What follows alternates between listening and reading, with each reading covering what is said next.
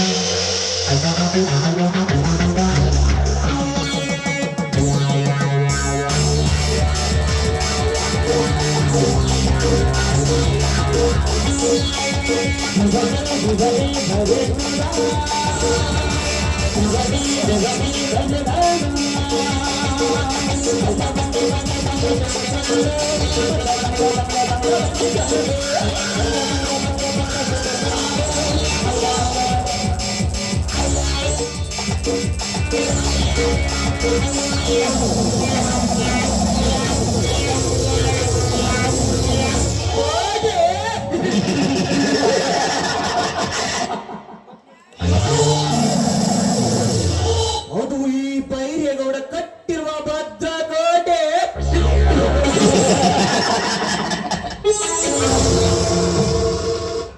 ಒಂದು ವೇಳೆ ಈ ಊರಿನಲ್ಲಿ ಯಾರಾದರೂ ನನ್ನನ್ನು ಧಿಕ್ಕರಿಸಿ ಕೋಟಿ ಕೋಟಿ ಹಣವನ್ನು ಸಂಪಾದಿಸಿದಾದರೆ ಅದು ಈ ಬೈರೇಗೌಡನ ಬೂಟುಗಳಿಗೆ ಸಂಬಂಧ ಅರಿಯಬೇಕು. ಈ ಕೋಟೆ ವೀರನಂಬ ನರಕುನ್ನಿಗಳೇ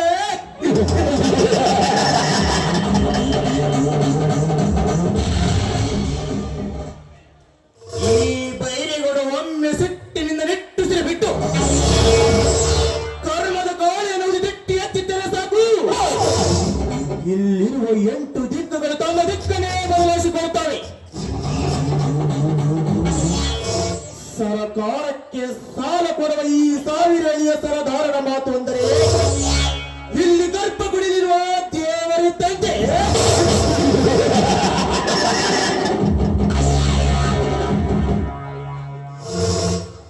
ಮೇಲೆ ಕುಳಿತಿರುವ ಬ್ರಹ್ಮನು 4 ತಲೆ ಇದ್ದರೆ ಸೀತೆಯನ್ನು ಕೆಳಕೊಂಡು ಬಂದ ರಾವಣಿಗೆ 10 ತಲೆ. ಆದರೆ ಇಡೀ ಸರ್ಕಾರವನ್ನು ನಡೆಸಬಲ್ಲ ಕೋಟೆ ಕೋಟೆ ತಲೆಗಳೇ.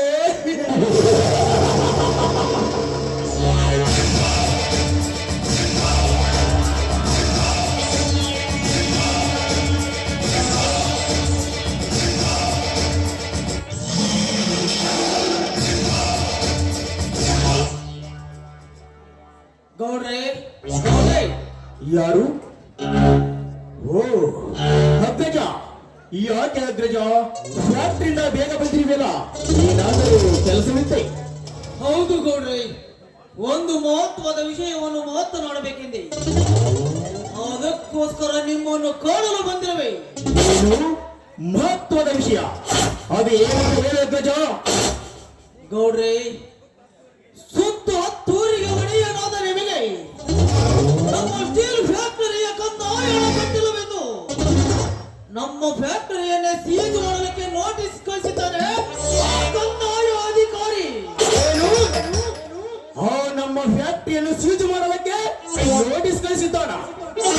ಅಗ್ರಜ, ನಾನು ಯಾರೆಂದು ಸ್ವಲ್ಪ ತಿಳಿಸಿ ಹೇಳಬೇಕಾಗಿದ್ದು ಆ ಸರ್ಕಾರದ ಕುನಿಗೆ.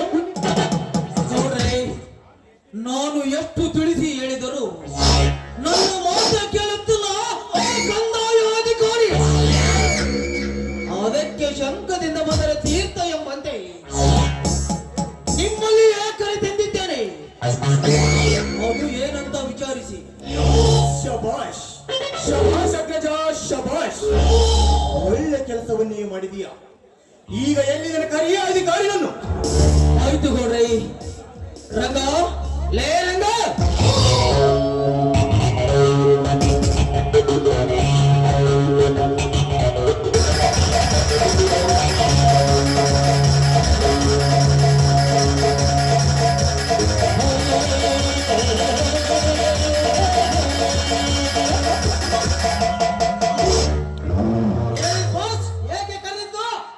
ಹೊರಗಡೆ ಒಬ್ಬ ಅಧಿಕಾರಿ ನಿಂತಿದ್ದಾನೆ, ಕರೆದುಕೊಂಡು ಬಾ ಅವನನ್ನು. ಆಯ್ತು ಬಾಸ್, ಈಗಲೇ ಕರೆಕ್ತಾರೆ.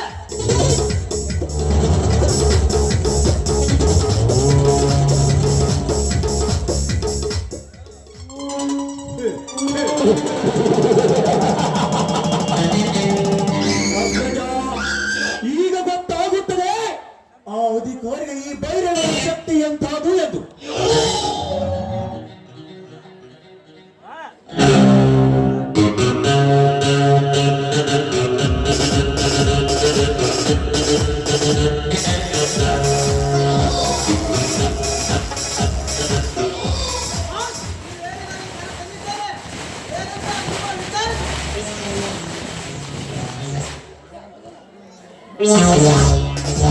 ನಮಸ್ಕಾರ ಗೌಡರಿಗೆ.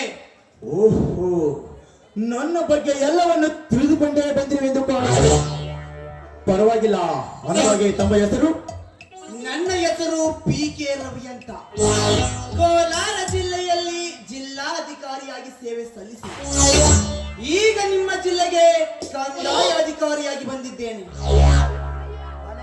ಹಾ, ನೋಡು ರವಿ ಅವರೇ, ನೀವು ದಕ್ಷ ಅಧಿಕಾರಿ ಎನ್ನುವುದು ನಮಗೆ ಚೆನ್ನಾಗಿ, ಆದರೆ ಈಗ ನಮ್ಮೊಡನೆ ಕೈ ಮಿಲಾಯಿಸಿ ಹೊಂದಾಣಿಕೆ ಮಾಡಿಕೊಂಡರೆ ಸುಖದ ಸುಪ್ಪತ್ತಿಗೆಯಲ್ಲೇ ತೇಲಾಡುವಿರಿ.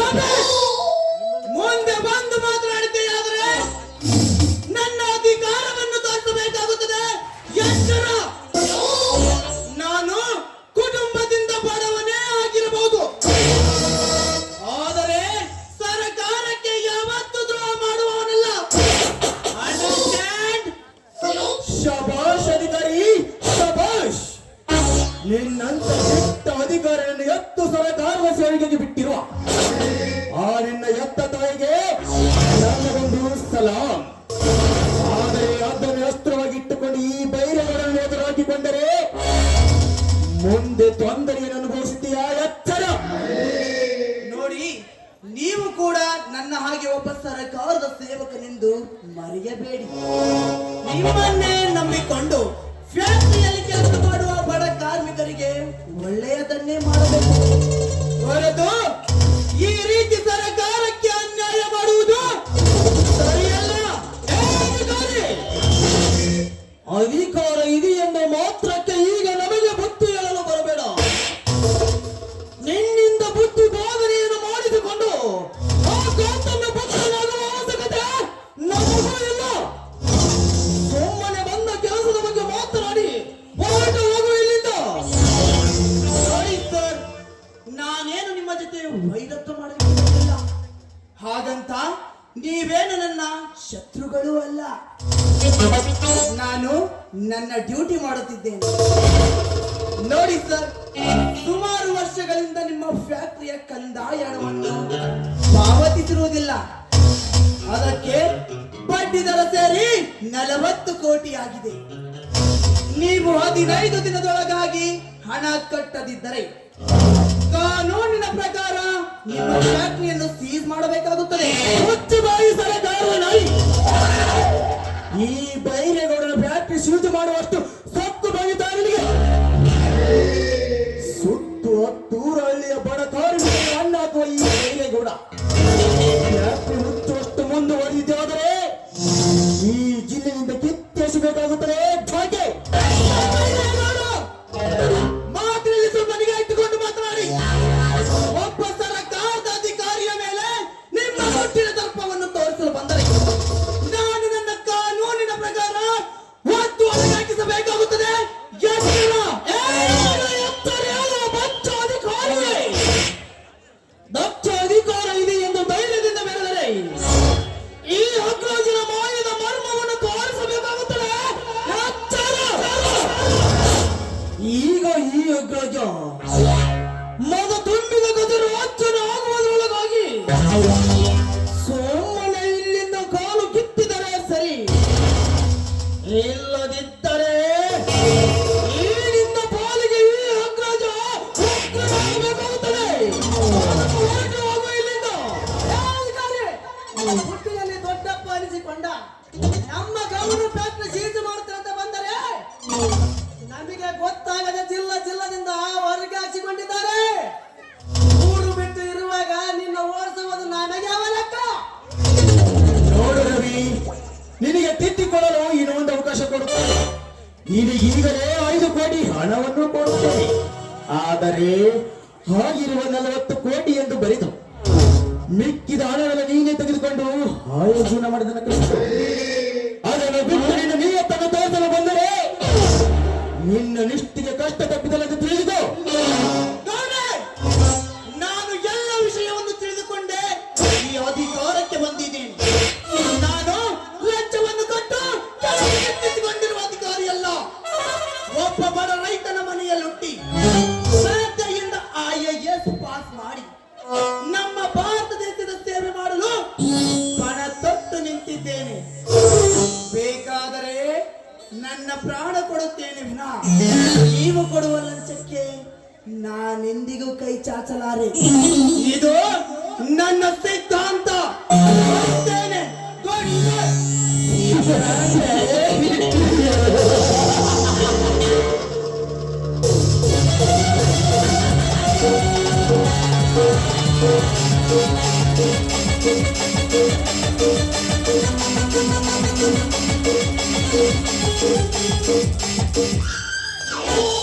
ಸಿದ್ಧಾಂತ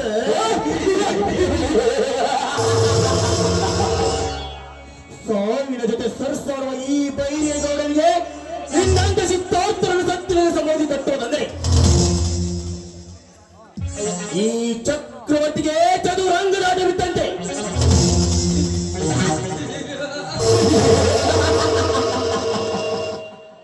ಗೌಡ್ರೆ, ಕೋಟಿ ಸೂರ್ಯರು ಸಾಕು ಸಾಕಿದರು ಆಕಾಶ ನಿಮ್ಮಲ್ಲಿರುವಾಗ ನೀವೇಕೆ ಸುಮ್ಮನೆ ಅವನ ಬಗ್ಗೆ ತಲೆ ಕೆಡಿಸಿಕೊಳ್ಳುವೆ?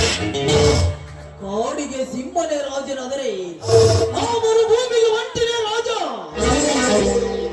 ಸಮುದ್ರದಲ್ಲಿ ತಿಮಿಂಗಲು ರಾಜನಾದರೆ ಈ ಕಲಿಯುಗಕ್ಕೆ ಈ ಆಕೃತಿನ ರಾಜ್ಯನನ್ನು ಯಾವತ್ತಿಗೂ ಮರೆಯಬೇಡಿ. ಅಗ್ರಜ, ಇಂದು ನಮ್ಮ ಮಂತ್ರಿ ಧರ್ಮನಿಗೆ ಫೋನ್ ಮಾಡಿ ವಿಷಯವನ್ನು ತಿಳಿಸಿ, ನಂತರ ನಾನು ಏನು ಮಾಡಬೇಕೆಂದು ನಾನು ಹೇಳ್ತೇನೆ. Okay okay bye. ಇವತ್ತು ಸಂಜೆನೆ ಮಂತ್ರಿಗಳಿಗೆ ಫೋನ್ ಮಾಡಿ ವಿಷಯ ತಿಳಿಸುತ್ತೇನೆ.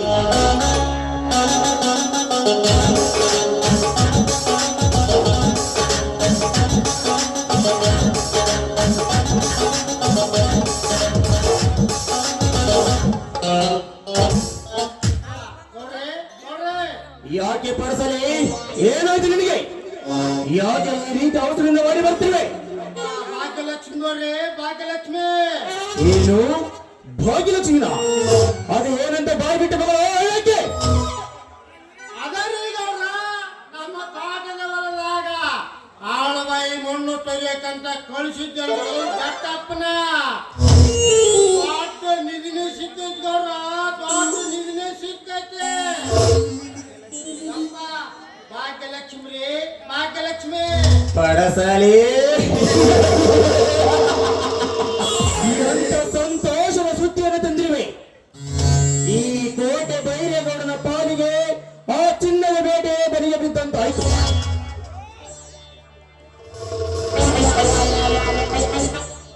ಏನು ನಮ್ಮ ಹೊಲದಲ್ಲಿ ನಿಧಿ ಸಿಕ್ಕಿದೆಯಾ? ಅದು ಏನ್ ಹೇಳ್ತೀವೋ ಪರಸಲಿ? ನಾನು ಯಾಕೆ ಸುಳ್ಳು ಹೇಳಲಿ? ಬೇಕಾದ್ರೆ ನಿಮಿತ್ತ ನಿಮ್ಮ ಕೈ ಎತ್ತಿದೆ. ಭಾಗ್ಯಲಕ್ಷ್ಮಿ ರೀ, ಭಾಗ್ಯಲಕ್ಷ್ಮಿ ಪಡಸಲಿ, ಎಂತ ಸಂತೋಷದ ಸುದ್ದಿಯನ್ನು ತಂದಿರುವೆ. ಈ ಕೋಟೆ ಬೈರೇಗೌಡನ ಪಾಲಿಗೆ ಚಿನ್ನದ ಬೇಟೆಯ ಬಲಿಗೆ ಬಿದ್ದಂತಾಯ್ತು. ನಡಿ, ನಾವೆಲ್ಲರೂ ಈಗಲೇ ಹೊರಗೆ ಹೋಗೋಣ. ಹೊಲಕ್ಕೆ ಅನ್ಕೋದ್ರಿ ಅಪ್ಪ ಗೌರ, ಏನೈತಿ ಗಂಟೆ? ಆ ಬೆಟ್ಟಪ್ಪ ಸಿಕ್ಕ ನದಿಯನ್ನ ಸರ್ಕಾರ ತಪ್ಸಕತ್ತನ. ನಾನು ಸುಮ್ಮನೆ ಬಿಟ್ಟೆನ ಮಗ. ಬಂದೀನ್ರಿ ಅಪ್ಪ ಗೌರ. ಏನು ಸಿಕ್ಕ ನಿಧಿಯನ್ನು ಸರ್ಕಾರಕ್ಕೆ ಒಪ್ಪಿಸಲು ಹೊರಟಿದ್ದನ?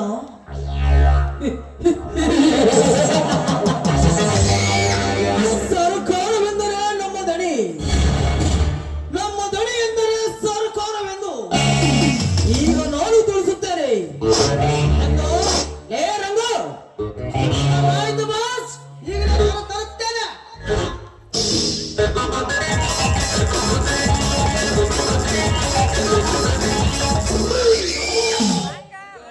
ಗೌರ, ಗೌರ, ಬೆಟ್ಟಪ್ಪ ನೆಂಟಿ ಸರಜ ಮಗಳಲ್ರಿ. ಆಕಿನ ಗಂಡನ ತಲೆ ಏನೇನ ತುಂಬಿ ಸಿಕ್ಕ ನಿಧಿಯನ್ನು ಸರ್ಕಾರಕ್ಕೆ ಒಪ್ಸಕತ್ತರಿ. ನಾನು ಸುಮ್ಮನೆ ಬಿಟ್ಟೆ ನಮ್ಮ ಮಗ. ಯಾಕ ಬಂದ್ರಿ ಅಪ್ಪ?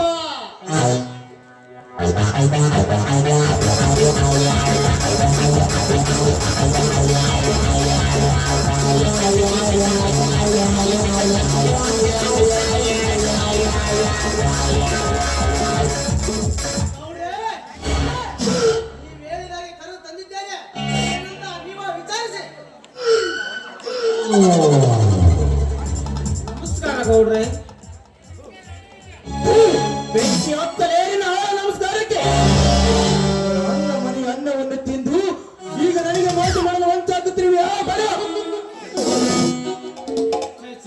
ಹಾಗೆ ಏನಿಲ್ಲ ಗೌಡ್ರೆ, ನಾನು ನಿಮಗೆ ಈ ರೀತಿ ಮೋಸ ಮಾಡಬೇಕೆಂದು ಮಾಡಲಿಲ್ಲ. ನಿಮ್ಮ ಹೊಲದಲ್ಲಿ ನಿಧಿ ಸಿಕ್ಕಿದ್ದೇನೋ ನಿಜ, ಆದರೆ ಇದರಿಂದ ನಮ್ಮಿಬ್ಬರಿಗೆ ತೊಂದರೆ ಆಗುವುದು ಬೇಡ ಎಂದು ತಿಳಿದು ಇದನ್ನು ಸರ್ಕಾರಕ್ಕೆ ಒಪ್ಪಿಸಲು ಹೊರಟಿದ್ದೇನೆ. ಮುತ್ತು ಬಾಯಿ ಬಡವರ ಬಾಯಿ. ಸಿಕ್ಕ ನಿಧಿಯನ್ನು ಸರ್ಕಾರಕ್ಕೆ ಒಪ್ಪಿಸಲು ಅದೇನು ನಿಮ್ಮಪ್ಪನ ಮನೆ ಆಸ್ತಿ ಎಂದು ತಿಳಿದಿರುವೆಯ? ಸುಮ್ಮನೆ ಅದನ್ನು ನಮಗೆ ಒಪ್ಪಿಸಿ ಹೊರಟು ಹೋಗು ಇಲ್ಲಿಂದ. ಗೌಡ್ರೆ, ಬೇಡಿ ಗೌಡ್ರೆ, ಈ ವಿಧಿಗೆ ಕೈ ಹಾಕಬೇಡಿ. ಕೈ ಹಾಕಿದರೆ ನಿಮ್ಗೆ ಒಳ್ಳೆಯದಾಗುವುದಿಲ್ಲ. ಮುತ್ತು ಬಾಯಿ, ನನಗೆ ಒಳ್ಳೆಯದು ಆಗೋದಿല്ലെಂದು ಹೇಳೋದಕ್ಕೆ ನೀನು ಶಿವನ ಹೆಂಡತಿ ಪಾರ್ವತಿನ ಅಥವಾ ಶ್ರೀರಾಮಚಂದ್ರ ಹೆಂಡತಿ ಸೀತಾಮಾತಿನ? ನನಗೆ ಇಷ್ಟ ಬಂದಂತೆ ನಡೆಸಿಕೊಡುವ ಯೋಗಿ ಬೈರಗೌಡ. ಹಲೋ ಬೆಟ್ಟಪ್ಪ, ನಿನಗೆ ಸ್ವಲ್ಪ ಬುದ್ಧಿಗೆ ಐತೆ ಅಂತೀನಿ. ಅಲ್ಲಪ್ಪ, ಮನೆಗೆ ಕಣ್ಣಾಕ ಈಗಿನ ಕಾಲದಾಗ ತಾನಾಗಿ ಒಲಿದು ಬಂದು ಭಾಗ್ಯಲಕ್ಷ್ಮಿ ಎಷ್ಟಾರ ಸೊಕ್ಕು ಬಂದಿರ್ಬೇಕು.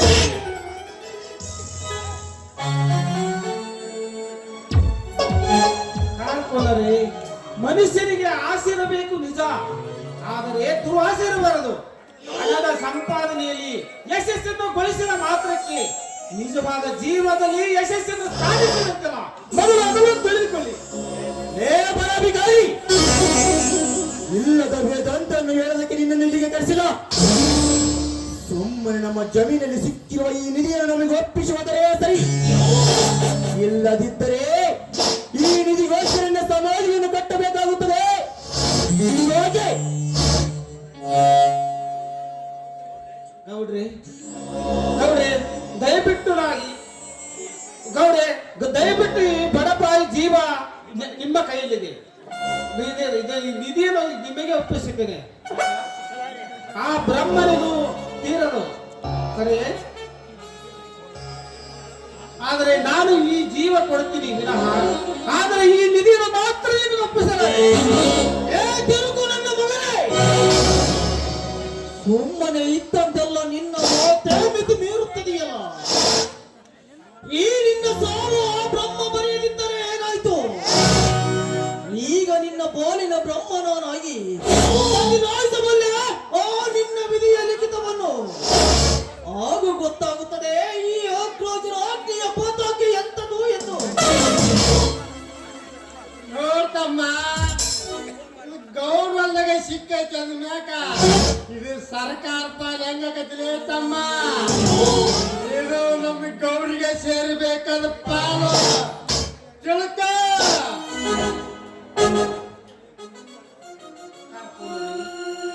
ಈ ಜೀವ ಹೋದ ಮೇಲೆ ಈ ದೇಹ ಅಗ್ನಿ ಪಾಲು, ಬಟ್ಟೆ ಬರಿಗಳಲ್ಲ ಆ ಅಗಸರ ಪಾಲು, ಏನು ಹರಿಯದ ಈ ಜೀವ ಆ ಯಮರಾಜನ ಪಾಲು, ಆಸ್ತಿಗಳು ಹರಿಯುತ್ತಿರುವ ಆ ಗಂಗೆಯ ಪಾಲು, ಆದರೆ ಅದು ಮಗು ಹಾಕುವ ಪಿಂಡ ಆ ಕಾಗಿಯ ಪಾಲು. ಆದರೆ ನಾವು ಮಾಡುತ್ತಿರುವ ದಾನ ಧರ್ಮಗಳ ಮಾತ್ರ ನಮ್ಮ ಪಾಲು. ಹೀಗಿರುವಾಗ ಇದು ನಮ್ಮ ಪಾಲೆಂದು ಹೇಗೆ ಪಾಲು ಮಾಡಿಕೊಡ್ತೀವಿ? ಮುಂದೊಂದು ದಿನ ನಾವೆಲ್ಲರೂ ಆ ಶಿವನ ಪಾಲ ಎಂಬುದನ್ನು ಯಾವತ್ತಿಗೂ ಮರೆಯಬಾರದು. ಸುಮ್ಮನೆ ನಮ್ಮ ಗೌಡರ ಮಾತಿಗೆ ಒಪ್ಪಿಕೊಂಡು ಸಿಕ್ಕಿನ ಮನೆಗೆ ನಮ್ಮ ಗೌಡರಿಗೆ ಒಪ್ಪಿಸಿ ನಮ್ಮ ಗೌಡರ ಕಾಲಿಗೆ ಬಿದ್ದು ಕ್ಷಮೆ ಕೇಳಿ ನಿನ್ನ ಮನೆಯ ಸೇರಿಕೋ. ಇಲ್ಲದಿದ್ದರೆ ನಿನ್ನ ಮುಂಡದಿಂದ ರುಂಡ ತೆಗಿಬೇಕಾಗುತ್ತದೆ. ಎಂಜಲದಕ್ಕೂ ನಾಯಿ, ಈ ನನ್ನ ರುಂಡವನ್ನು ತೆಗೆಯುವಷ್ಟೇ ಅಲ್ಲ, ಈ ನನ್ನ ಕತ್ತು ಕತ್ತರಿಸಿ ಹಾಕಿದರು ಮಾತ್ರ ನಿಮಗೆ ಒಪ್ಪಿಸಲಾರೆ.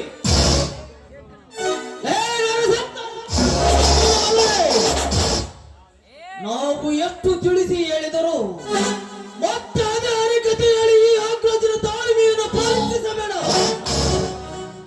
ಈಗ ಈ ಅಗ್ರಜ ಮನ ತುಂಬಿದ ಗಜ ರಾಜ್ಯ ಒಮ್ಮೆ ಈ ಅಗ್ರಜ ತಾಳ್ಮೆಯನ್ನು ಕಳೆದುಕೊಂಡರೆ ಸಾಕು. ನೀನು ಕಣ್ಣು ಮುಚ್ಚಿ ಬಿಡುವಷ್ಟರಲ್ಲಿ ನಿನ್ನ ಪ್ರಾಣವನ್ನು ಪಟ್ಟು ಹಾರಿ ಹೋಗುವುದು ಹೇಳಿ. ದಯವಿಟ್ಟು ನನ್ನ ಗಂಡನ ಏನು ಮಾಡಬೇಡಿ, ಅವರನ್ನು ಬಿಟ್ಟು ಬಿಡಿ ಗೌಡ್ರೆ, ಅವರನ್ನ ಬಿಟ್ಟು ಬಿಡಿ. ಸರಿ ಆಚಾರ ರಾಕ್ಷಸಿ.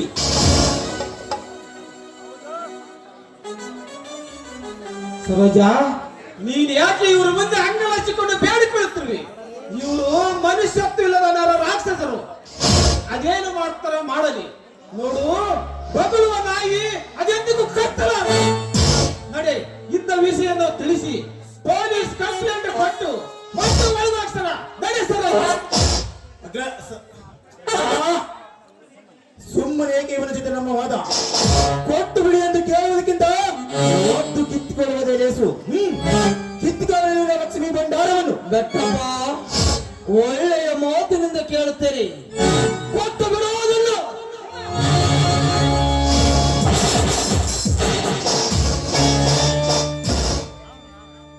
ಬೇಡಿ ಗೌಡ್ರೆ, ದಯವಿಟ್ಟು ಅದನ್ನ ಬಿಟ್ಟು ಬಿಡಿ ಗೌಡ್ರೆ, ಅದನ್ನ ಬಿಟ್ಟು ಬಿಡಿ. ದಯವಿಟ್ಟು ಅದನ್ನ ತೆಗೆದುಕೊಳ್ಳಬೇಡಿ. ನೋಡ್ರಿ, ದಯವಿಟ್ಟು ನಿಮ್ಮ ಕಾಲಿಗೆ ಬೀಳ್ತೀನಿ. ಆ ನಿಧಿಯನ್ನು ಕೊಟ್ಟು ಬಿಡಿ ಗೌಡ್ರೆ, ಕೊಟ್ಟು ಬಿಡಿ.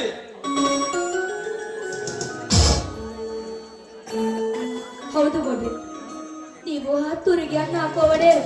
10ರ ಫಸ್ಟು ನಿಮ್ಮ ಮನೆಯಲ್ಲಿ ಇರುತ್ತೆ. ಈ ನಿಧಿಗೆ ಆಸೆ ಏಕೆ ನಿಮಗೆ? ಈ ನಿಧಿ ಆಸೆಯನ್ನು ಬಿಟ್ಟು ಬಿಡಿ ಗೌಡ್ರೆ, ಬಿಟ್ಟು ಬಿಡಿ. ಬಾಯಿ ಮುಚ್ಚು. ಒಲಿದು ಬಂದಿದ್ದನ್ನು ಒಲಿಯುವಷ್ಟು ಮುಟ್ಟಾಳ ನಾನಲ್ಲ. ಸಿಕ್ಕಿರುವ ನಿಧಿ ಆಸೆಯನ್ನು ಬಿಟ್ಟು ಮೊದಲು ಹೊರಟು ಹೋಗಿಲಿಂದ. ಸರೋಜಾ, ನಮಗೆ ಸಿಕ್ಕಿರೋ ಈ ನಿಧಿಯನ್ನು ಇವರ ಪಾಡಿಗೆ ಬಿಟ್ಟು ಕೊಡೋದು ಬೇಡ. ನೋಡಿ, ಇದ್ದ ವಿಷಯವನ್ನು ತಿಳಿಸಿ ಪೊಲೀಸ್ ಕಂಪ್ಲೇಂಟ್ ಕೊಟ್ಟು ಒತ್ತು ಒಳಗಾಗ್ಸರ. ನಡೆ ಸರೋಜಾ. ರಂಗ, ಮೊದಲು ಹಿಡಿ ನಾನನ್ನು.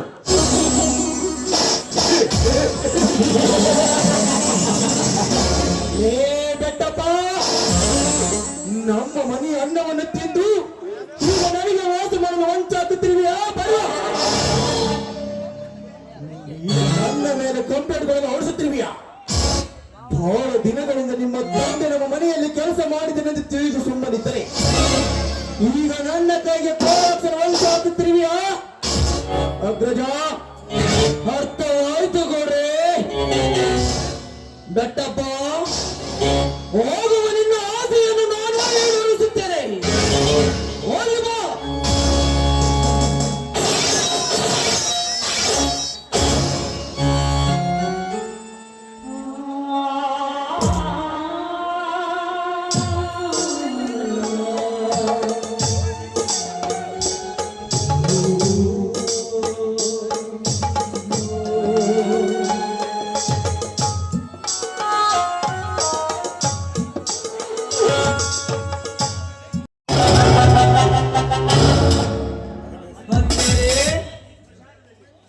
ಈ ಸ್ಮಶಾನದಲ್ಲಿ ಮನೆ ಕಟ್ಟಿಕೊಂಡು ಸತ್ತ ಗಂಡನ ಜೊತೆ ಬಾಳುತ್ತನೆಂದು ಹೇಳುತ್ತಿರುವೆಯೋ?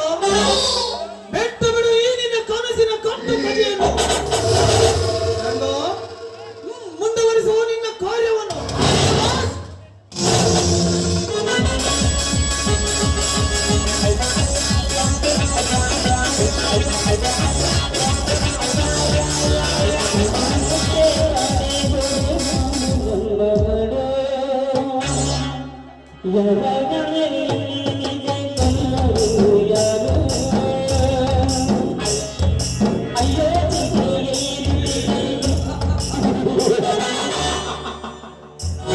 ರಂಗ, ನಾವು ಬಂದ ಕೆಲಸ ಮುಗದಂತೆ ಆಯಿತು. ನಡೆ, ಮೊದಲು ಹೊರಟು ಹೋಗೋಣ. ಆಯ್ತು ಬಾಸ್, ನಡಿ ಹೋಗೋಣ.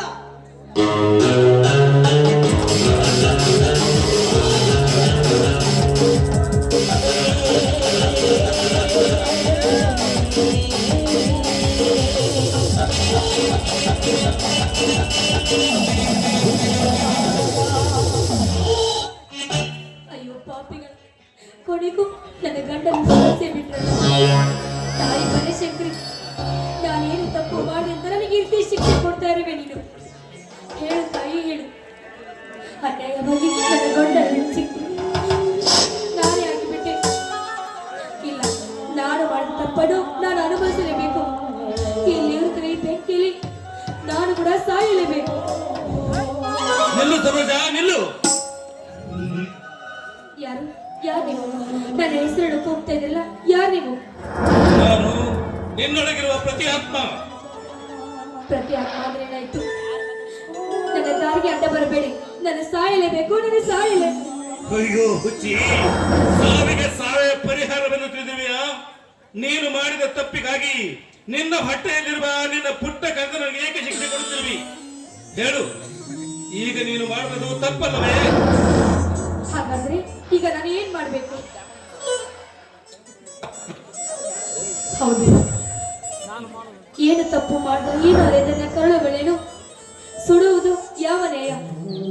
ಹಾಗಾದ್ರೆ ನಾನೀಗ ಏನ್ ಮಾಡ್ಬೇಕು? ಹಾಗಾದರೆ ಹೇಳುವುದನ್ನು ಸರಿಯಾಗಿ ಕೇಳು.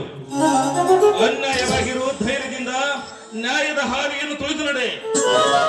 ಅದೇ ನಿನ್ನ ಮಕ್ಕಳನ್ನು ನ್ಯಾಯಕ್ಕಾಗಿ ಹೋರಾಡುವ ವೀರರನ್ನಾಗಿ ಬೆಳೆಸು. ನಿನಗೆ ಅನ್ಯಾಯ ಮಾಡಿದವರಿಗೆ ನೀ ಹೆತ್ತ ಮಕ್ಕಳಿಂದಲೇ ಅವರಿಗೆ ಸರಿಯಾಗಿ ಶಿಕ್ಷೆ ಕೊಡಿಸು. ನಿನ್ನ ಗಂಡನ ಆತ್ಮಕ್ಕೆ ಶಾಂತಗೊಳಿಸು. ನಿನಗೆ ಶುಭವಾಗಲಿ. ಜೈ ಆತ್ಮವಾಣಿ. ಹೌದು, ಇವರು ಹೇಳಿದ ಹಾಗೆ ನಾನು ಮಾಡಲೇಬೇಕು.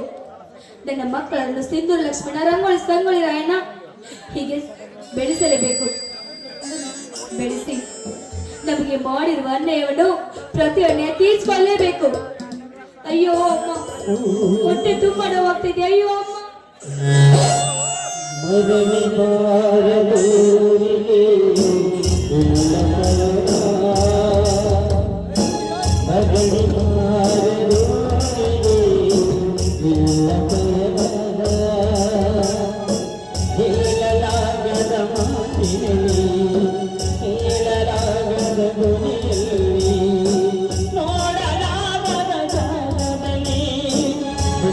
ಕೊಂಡಿದ್ದರ ಕಂದ ವಿಧಿಯಲು ನಿಲ್ಲ, ವಿಧಿಯಲು ನಿಲ್ಲ, ಅಗಣಿಗಾರದು